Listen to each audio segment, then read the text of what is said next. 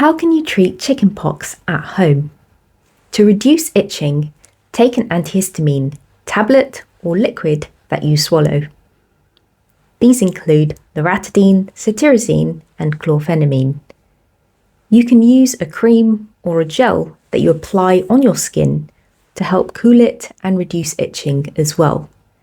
Ingredients include crotamiton and calamine. To reduce a high body temperature and help relieve pain, you can take paracetamol by mouth as a liquid or a tablet. You should not use ibuprofen unless a doctor has given it to you on a prescription. If you are pregnant, have a newborn baby, or you have a weak immune system which makes it difficult to recover from infections, then see your doctor as soon as possible. Your doctor might prescribe an antiviral liquid, cream, or tablet in certain situations.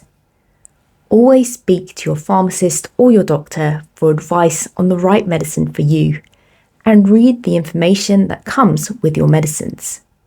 At home, take a cool bath to avoid heat irritating your skin, and eat soft foods and drink plenty of water to prevent dehydration.